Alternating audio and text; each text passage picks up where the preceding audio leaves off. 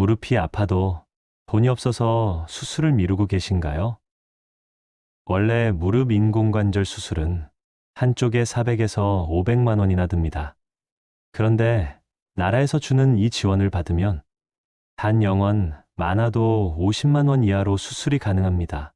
특히 기초생활수급자 차상위, 한부모 가정이라면 120만 원까지 실비 지원을 받으실 수 있습니다. 오늘 이 영상에서는 누가 지원을 받을 수 있는지, 어떻게 신청해야 하는지, 신청 과정은 어떤 순서로 진행되는지, 그리고 실제로 얼마나 비용을 아끼실 수 있는지까지 차근차근 알려드리겠습니다. 영상을 끝까지 보시면 수백만 원을 절약하시는 방법과 건강한 무릎을 되찾을 수 있는 방법을 분명히 알게 되실 겁니다.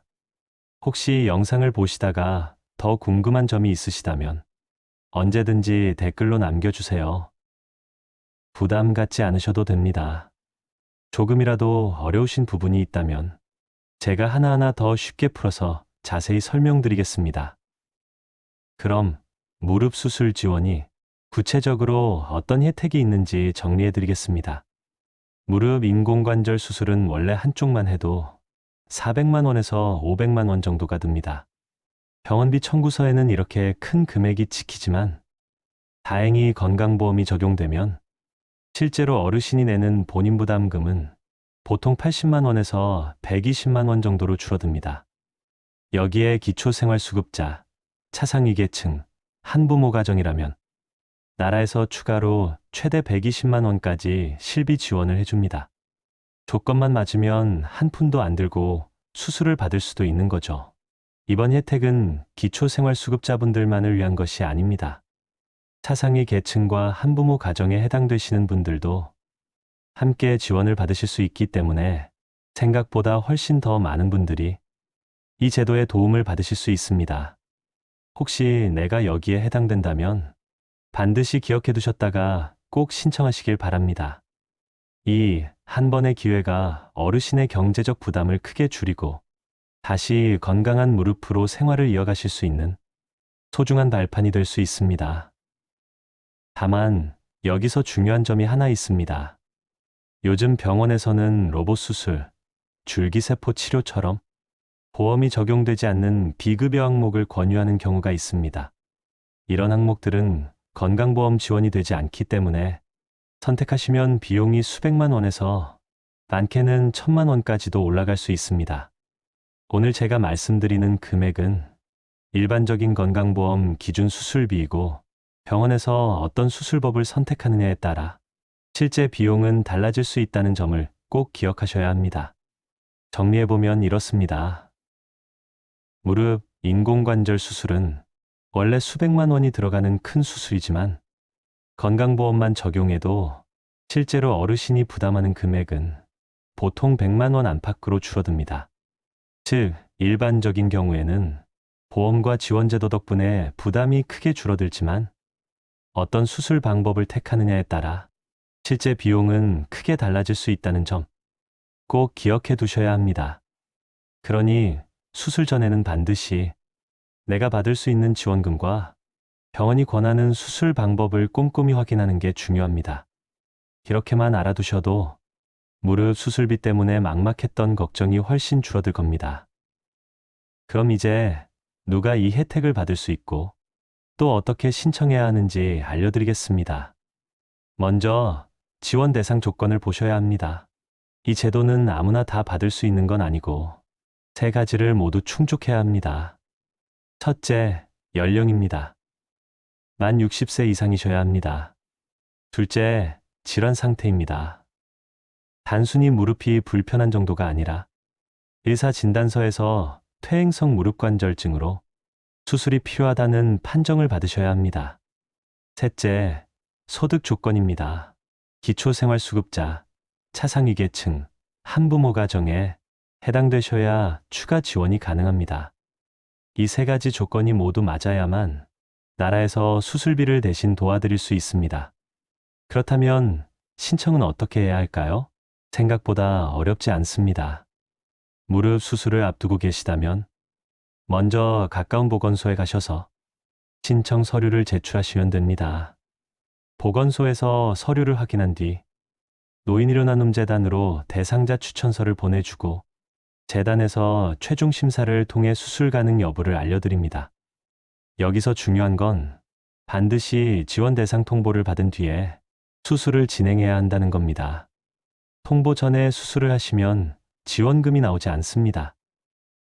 실제로 한 어르신께서 무릎 통증이 너무 심해서 하루라도 빨리 수술을 받고 싶다는 마음에 모든 서류를 서둘러 준비해 재단에 제출하셨습니다.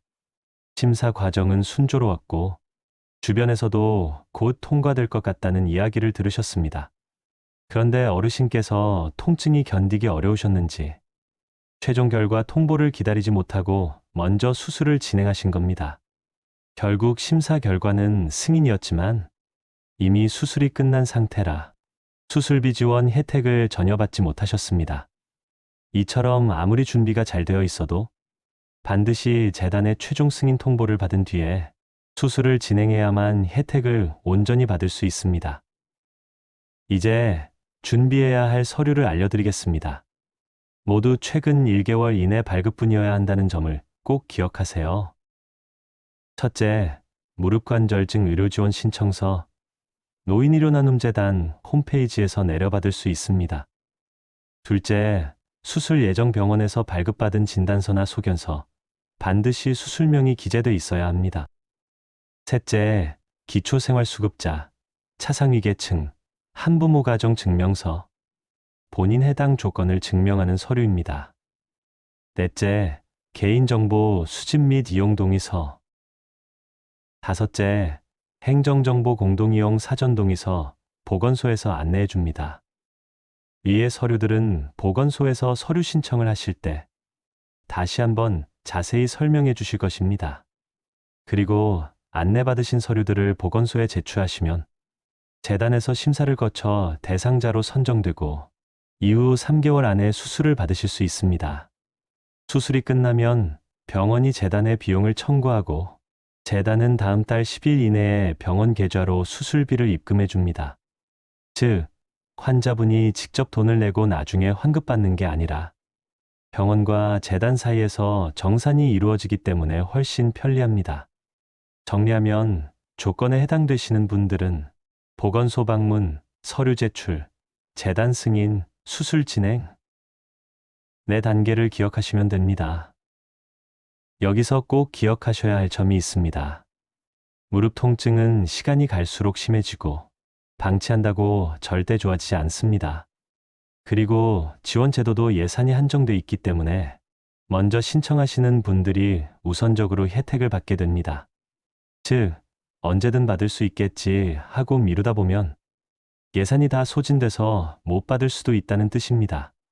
그리고 반드시 보건소에 신청을 하고 대상자 승인을 받은 뒤에 수술을 진행해야 한다는 점 꼭 기억해 두셔야 합니다. 순서를 잘못 지키면 혜택을 받을 수 없고 예산이 소진되면 지원이 중단될 수도 있습니다.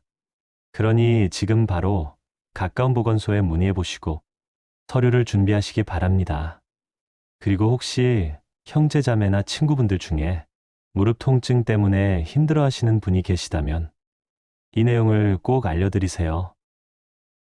또 한 가지 기억하셔야 할 사실은 지원 대상자로 선정되기 전에 수술을 하시면 절대 지원금을 받을 수 없다는 것입니다.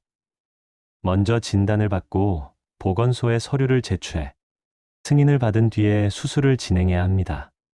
순서가 바뀌면 아무리 자격이 되셔도 혜택을 받을 수 없습니다. 그래서 지금 당장 확인하셔야 합니다. 내 나이가 해당되는지, 무릎 상태가 수술 대상인지, 그리고 소득 조건이 맞는지 말이죠.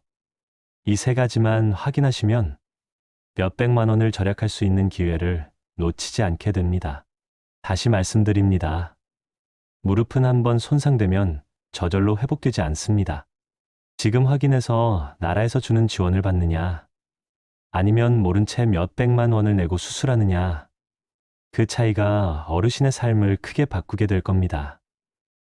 오늘의 영상이 도움이 되셨다면 가족과 친구, 지인분들께 꼭 알려주세요. 구독과 좋아요를 눌러주시면 앞으로도 일상에서 바로 도움이 되는 쉽고 꼭 필요한 건강 정보를 편하게 받아보실 수 있습니다. 오늘도 여러분의 건강한 하루를 진심으로 응원합니다. 다음 영상에서 다시 뵙겠습니다. 감사합니다.